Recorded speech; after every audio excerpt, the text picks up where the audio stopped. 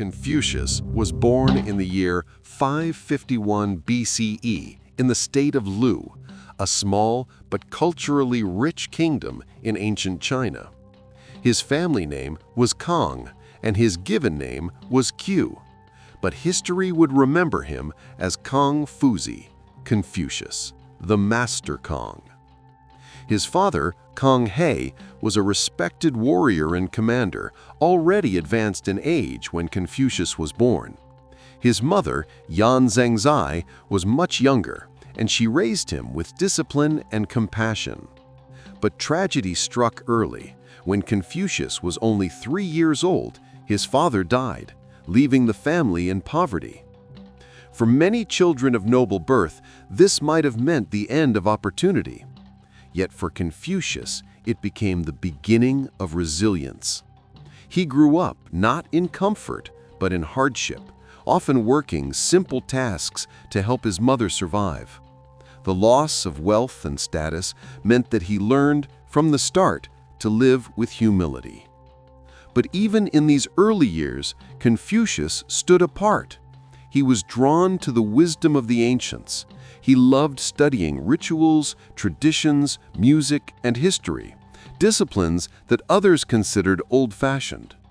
As a child, he would arrange small ceremonies with clay figures, imitating the rites of the noble class.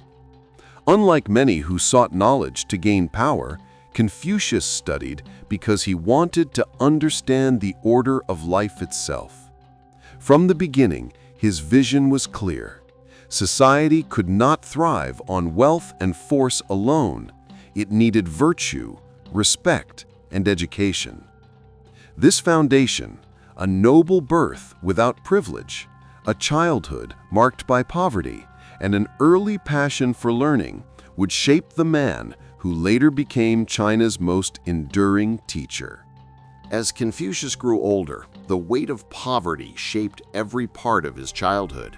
Without a father to guide him, he was raised by his mother alone, a rare and difficult path in ancient China. She worked tirelessly, teaching him not just survival, but the values of humility, respect, and endurance. Confucius often had to take on menial jobs, tending animals, working in storage houses, and performing simple accounting tasks. These experiences gave him a close connection to ordinary people, unlike the elite who often ruled from a distance. He knew what it meant to struggle, to go without, to live modestly. But poverty never crushed his spirit. Instead, it sharpened his hunger for learning. With no access to tutors or formal schools, he taught himself by reading whatever texts he could find. He memorized ancient songs, studied the history of dynasties long gone, and copied the rituals of nobles using small figurines. This childhood gave Confucius something rare among thinkers of his time: a grounded perspective. He didn't see wisdom as the privilege of the rich. He saw it as a path open to anyone willing to seek it. Later in life, this belief became central to his teaching, that education was not just for the powerful, but for all. Confucius's youth in hardship left him with an unshakable truth, that greatness is not born from wealth, but from character, discipline, and the courage to rise above one's circumstances.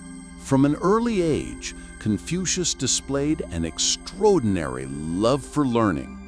While other children played, he arranged small ceremonies, imitating the ancient rituals of kings and nobles. He would carefully place clay figurines in order, practicing the movements of court ceremonies, fascinated by structure and harmony. Without formal teachers, he became his own student.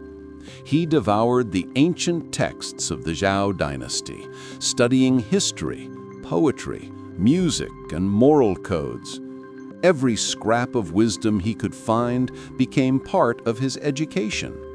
He was not content with memorization. He wanted to understand the meaning behind traditions, the reasons why people lived as they did. Confucius believed that learning was a lifelong pursuit, not a step toward power or wealth. For him, education was a way to cultivate the self, to become a better person. This belief set him apart in an age where knowledge was often used only to gain advantage in politics or wealth. He also showed a humility rare among scholars. He once said that if he walked with 3 other men, at least one of them could be his teacher. He valued wisdom wherever he found it, whether in the words of rulers or the practices of common people. This burning passion for learning in his youth was the seed that would grow into his lifelong mission to teach, to guide, and to reform society through education and virtue. As Confucius grew older, his desire to share knowledge became as strong as his desire to learn. He began teaching, not for profit, but out of conviction that wisdom should be accessible to all, not just the wealthy and powerful. This was a revolutionary idea in his time, because education was often reserved for the privileged elite. Confucius opened his door to anyone who truly wished to learn, rich or poor, noble or common. He famously declared that he never refused a student who brought even a simple bundle of dried meat as payment. For him, the sincerity of the student was more valuable than wealth. In his teaching, Confucius emphasized practical wisdom. He taught poetry to refine the mind, history to understand the past, music to harmonize the soul, and moral philosophy to guide actions. But above all, he taught the importance of virtue, righteousness, respect, humility, and honesty. He believed that true knowledge was not just memorizing texts, but living in accordance with moral principles. He encouraged his students to question, to reflect, and to constantly improve themselves. Through these first steps as a teacher, Confucius was quietly planting the seeds of a new way of thinking, that society could be transformed not by force, but by education and moral example. As Confucius's reputation as a teacher grew, so too did his sense of mission. He looked around and saw a world filled with corruption, warlords, and weak rulers who governed through fear rather than virtue. Kingdoms fought endlessly for power, while ordinary people suffered under the chaos. Confucius believed this disorder could be healed, not by weapons, but by restoring morality and justice at every level of society. He taught that a ruler must act as a father to his people, just, compassionate, and honorable. If the leader lived with integrity, the people would follow his example naturally, without the need for harsh punishments. To spread this vision, Confucius began traveling between kingdoms, offering his knowledge to rulers and ministers. He wasn't just seeking power, he was searching for a leader who would listen, who would put virtue above ambition. Many admired his wisdom, but few were ready to embrace such ideals. Yet Confucius did not give up. He believed that even if rulers ignored him, the teachings he passed to his students could outlive him and one day reshape the world. This sense of duty drove him forward, to reform not only the minds of individuals, but the very foundation of civilization itself. After years of teaching and traveling, Confucius was finally given a chance to put his philosophy into practice. He accepted positions in the government of the state of Lu, starting with smaller administrative roles and eventually rising to the office of Minister of Justice. Confucius worked tirelessly to restore fairness and order. He rooted out corruption, enforced laws without favoritism, and promoted officials based on merit rather than family connections. Under his guidance, crime dropped, and the people began to live with a new sense of security. What set Confucius apart was that he never governed through fear. Instead, he believed in the power of example. If the leaders showed honesty, respect, and discipline, then the people would mirror those values in their own lives. His reforms were so effective that neighboring states began to take notice. Some rulers admired him, while others saw him as a threat, a man whose moral authority could weaken their own power. Still, during this time, the state of Lu experienced a brief golden period of stability. For Confucius, it was living proof that his vision wasn't just theory, it worked in reality. The dream of a society built on virtue, justice, and respect seemed within reach, if only it could last. Confucius's success as a statesman didn't last. His reforms, though admired by the people, threatened the powerful families who had long controlled the state of Lu.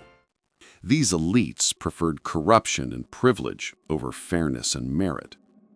To weaken Confucius, they plotted behind the scenes. Neighboring states, fearing Lu's growing strength under his leadership, also conspired to remove him. They sent bribes, gifts, and even distractions meant to pull Lu's ruler away from Confucius's guidance. In time, the ruler gave in to these temptations. Confucius's voice of reason was ignored, his reforms undone, and he found himself pushed aside. The philosopher who had tried to bring virtue to government was suddenly without power, forced to leave the very state he had once helped stabilize. Exiled, Confucius wandered from one state to another with his loyal disciples, searching for a ruler wise enough to accept his teachings. He faced rejection, humiliation, and even danger, but he never abandoned his mission. This period of wandering was both painful and transformative. Though his political dreams had been crushed, his teachings spread even further, reaching people across many lands. Sometimes, exile is what ensures an idea cannot be contained. After his exile, Confucius became a traveler, moving from one kingdom to another across ancient China. He carried no army, no riches, only his words and his vision for a moral society. Everywhere he went, he sought an audience with rulers, hoping to find just one leader who would embrace his philosophy of virtue, justice, and harmony. But most dismissed him. Some feared his ideas would threaten their grip on power. Others mocked his insistence on morality in a world driven by ambition and war. Yet Confucius never stopped teaching. His disciples followed him through hardships, through hunger, danger, and endless rejection. On dusty roads, in small villages, and at royal courts, he spoke to anyone who would listen. And though rulers ignored him, the people remembered his words. Farmers, merchants, and soldiers began to adopt his teachings in their daily lives. The wandering philosopher planted seeds of wisdom wherever he went, seeds that would grow long after his death. Confucius may have been rejected by kings, but in truth, he was shaping the hearts of the people, and from them, his legacy would endure. Confucius was never truly alone on his journeys. Around him gathered a group of devoted followers, young men who saw in him not just a teacher, but a guide to a better world. These disciples came from all walks of life. Some were from noble families, others from humble beginnings, but they shared the same desire, to learn from the master. They called him Kong Fuzi, meaning Master Kong, which later became known as Confucius. Together, they traveled through hostile lands, endured hunger, and faced humiliation when rulers turned them away. Yet during these hardships, Confucius turned every moment into a lesson. A long walk in the rain became a teaching on perseverance. A shared meal of simple rice became a lesson on gratitude. The disciples recorded his conversations, his wisdom, and his reflections. These notes would later form the Analects, the book that preserved his philosophy for the ages. What's remarkable is not only what Confucius taught, but how he taught it, through example. His patience, his humility, and his relentless pursuit of virtue left a deeper mark on his students than any lecture could. These loyal disciples ensured that Confucius's wisdom would never fade, carrying it forward long after the master was gone. Confucius spent much of his life unrecognized, even dismissed. To the rulers of his time, he was often seen as an idealist, too focused on morality, too stubborn about virtue in a world ruled by greed and war. Despite offering a clear vision for peace and stability, most kings ignored him. Some feared that his teachings would limit their power. Others were too distracted by battles and alliances to listen to the voice of wisdom standing before them. This rejection weighed heavily on Confucius. He longed to see his philosophy put into practice, to witness a society built on justice and harmony. Instead, he faced closed doors, broken promises, and endless wandering. But Confucius never gave up. He believed that if he could not change rulers, he could at least shape the minds of ordinary people and his loyal disciples. In this way, his ideas would survive, even without the support of kings. Ironically, though he felt like a failure in his own lifetime, history would prove him right. His teachings would later become the foundation of Chinese civilization, guiding leaders for centuries. The man who walked the roads unrecognized became one of the most recognized thinkers in all of human history. Confucius lived at a time when traditions were crumbling. Rituals had become empty performances, and respect for elders and ancestors was fading. Society was losing its balance. But instead of rejecting tradition, Confucius sought to restore its deeper meaning. He believed rituals weren't just ceremonies, they were ways of shaping character, teaching respect, and creating harmony among people. For him, bowing to an elder wasn't about blind obedience, it was about acknowledging wisdom and experience. Offering food at ancestral shrines wasn't superstition, it was gratitude to those who came before. Confucius gave new life to these practices, teaching that order in society began with order in the family, and order in the family began with respect.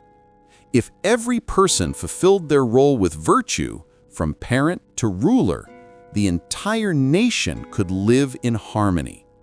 By reinterpreting traditions, Confucius turned old customs into powerful tools for shaping morality and unity. What seemed outdated became timeless, and what was once forgotten became the very foundation of a civilization. At the heart of Confucius's philosophy is a single idea, Ren. It is often translated as humaneness, benevolence, or the virtue of being truly human. But for Confucius, Ren was more than kindness. It was the guiding force of all morality. Ren meant caring for others, treating them with respect, and acting with compassion even when no one was watching. It was the quality that made rulers just, families harmonious, and societies peaceful. Without Ren, Laws and punishments could only create fear, not virtue. To Confucius, a person who cultivated Ren naturally inspired trust and respect. Leadership was not about force, but about moral example. If a ruler embodied Ren, the people would willingly follow, just as grass bends beneath the wind. What made Ren radical was its simplicity. It applied to everyone, rich or poor, noble or common. Confucius believed every person could cultivate humaneness, and in doing so, elevate the world around them. Even today, Ren remains one of the most powerful ideas to emerge from ancient philosophy, a reminder that greatness begins with compassion. Confucius believed that education was the key to transforming both individuals and societies. At a time when learning was reserved for the wealthy and noble, he opened his teachings to anyone willing to learn, regardless of class or status. For him, knowledge was not about memorizing texts to gain prestige. It was about shaping character, understanding virtue, and learning how to live with wisdom and integrity. Education was the path to becoming a complete human being. Confucius often said that in teaching, there should be no discrimination. Whether a student was rich or poor, noble or humble, all have the right to learn. This was revolutionary in a society where knowledge was a privilege of the elite. His school was simple. Lessons were given on mats, using bamboo slips and oral recitation. But what mattered was the spirit of learning. Students were challenged to question, reflect, and practice virtue in their daily lives. By opening education to all, Confucius changed history. He gave people the chance to rise beyond the circumstances of their birth, and he planted the seed of a truth that still echoes today, that education is the great equalizer. Confucius taught that before one could govern a family, lead a community, or rule a nation, one must first govern the self. This idea was called self-cultivation, the lifelong practice of improving character, discipline, and virtue. To him, greatness was not inherited, but earned through constant reflection and learning. He urged his disciples to examine their thoughts and actions each day. Had they been honest? Had they been respectful? Had they acted with compassion? Self-cultivation was not about perfection, but about progress. Confucius himself admitted that he was always learning, always refining, always correcting his mistakes. His humility set the standard for his students. Growth was endless. This philosophy made leadership a moral responsibility, not just a privilege. A corrupt ruler could never hide behind titles, for if he could not control himself, how could he rule others? True authority, Confucius believed, came from inner virtue, not external power. The idea of self-cultivation remains one of Confucius's greatest gifts to the world. It reminds us that real change begins not with laws or armies, but with the discipline of the individual soul. Confucius often spoke of the Junzi, the noble person. But he did not mean nobility of blood or title. For him, a Junzi was anyone who lived with virtue, integrity, and wisdom, regardless of their birth. The Junzi was the opposite of the Ren, the small person, who lived only for selfish gain. While the small person chased wealth and power, the Junzi pursued righteousness, justice, and harmony. To become a Junzi required constant practice of self-discipline, humility, and moral courage. A true noble person was honest even when no one was watching, just even when it brought no reward, and compassionate even to those who could offer nothing in return. For Confucius, the Junzi was the model citizen, the ideal leader, and the foundation of a virtuous society. If every individual strove to become a Junzi, the world itself could be transformed. This vision was revolutionary. It broke the belief that only aristocrats or rulers were worthy of respect. Instead, Confucius placed greatness within reach of every person willing to live with virtue. Confucius believed that harmony was the highest goal of society. But for him, harmony did not mean blind obedience or forced silence. It meant balance, each person fulfilling their role with virtue so that all parts of society could move together like music in perfect rhythm. He compared society to a great orchestra. The ruler was like the conductor, the people like the instruments. If each played their part with skill and respect, the result would be harmony. But if even one note was selfish or out of tune, chaos would follow. This idea shaped his view of government. Laws and punishments could never create harmony by themselves. True order came when rulers led with virtue and citizens lived with respect. In such a society, people would not need to be forced into goodness. They would naturally follow the example of morality set before them. Confucius's vision of harmony extended to families, communities, and nations. It was not uniformity, but cooperation. A world where differences existed, yet balance and respect kept them from turning into conflict. For him, harmony was not just a dream, it was the duty of every person, from the humblest worker to the greatest ruler. To Confucius, music and ritual were not entertainment or empty ceremonies. They were tools for shaping the human heart and guiding society toward virtue. He believed that music had the power to calm anger, soften cruelty, and inspire harmony within the soul. A ruler who surrounded himself with refined music would cultivate a spirit of peace, while chaotic music would reflect and spread disorder. For Confucius, music was a mirror of morality. Rituals, too, were more than formal gestures. Bowing, offering respect to elders, honoring ancestors. These acts were lessons in humility and gratitude. They reminded people of their place in the greater order of life and of the duty they owed to others. By uniting music and ritual, Confucius sought to create a society where people were not ruled only by laws, but by cultivated feelings of respect, empathy, and balance. He once said that a person who truly understands music and ritual will never stray far from virtue.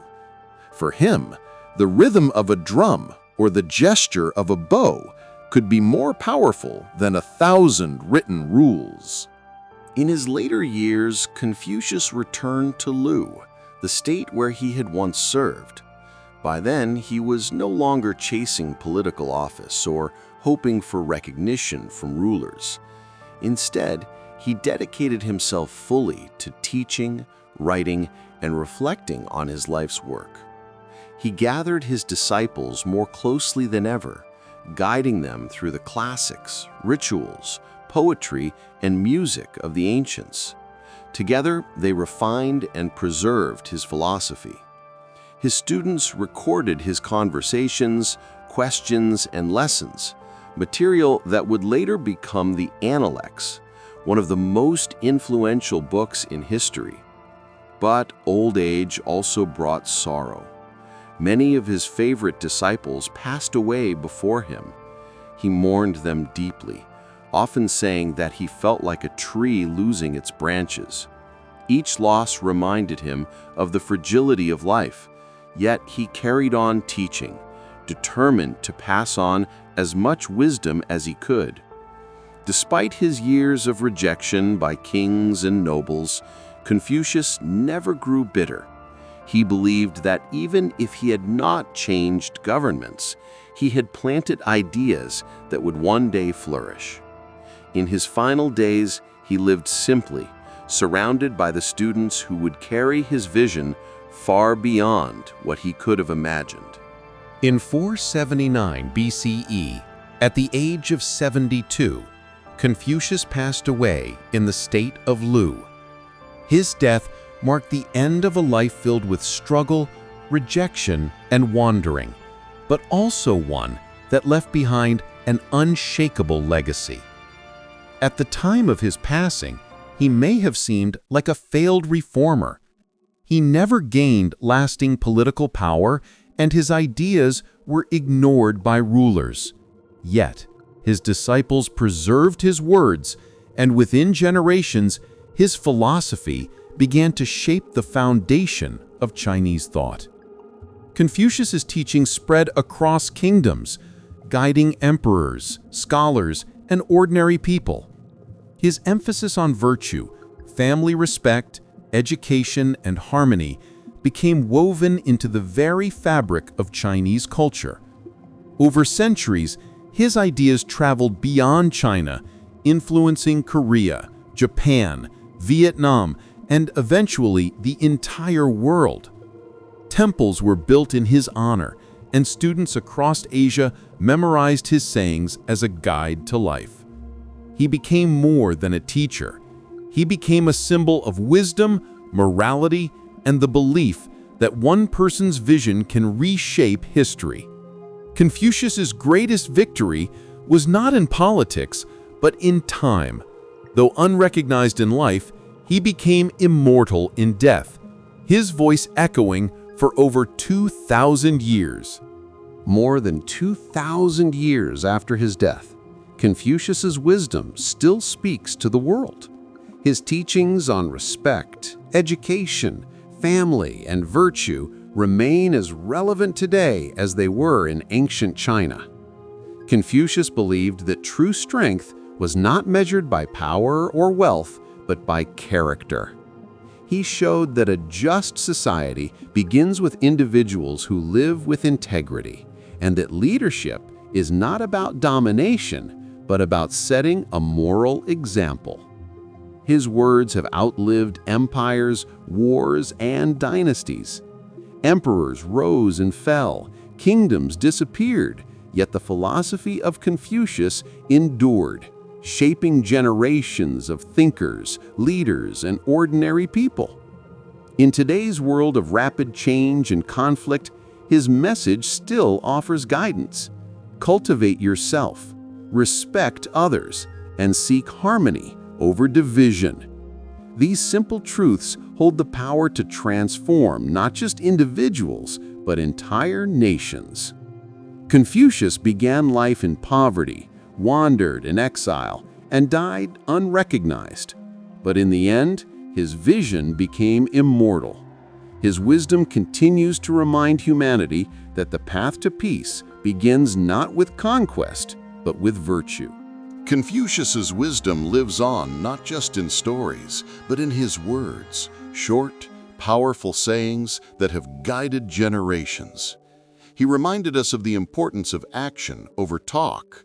The superior man is modest in his speech, but exceeds in his actions. On perseverance, he taught, it does not matter how slowly you go, as long as you do not stop. He revealed the path to self-mastery. When we see men of a contrary character, we should turn inward and examine ourselves. On education, he declared, real knowledge is to know the extent of one's ignorance. He emphasized compassion and reciprocity. Do not do to others what you would not want done to yourself. And on leadership, he said, If your desire is for good, the people will be good.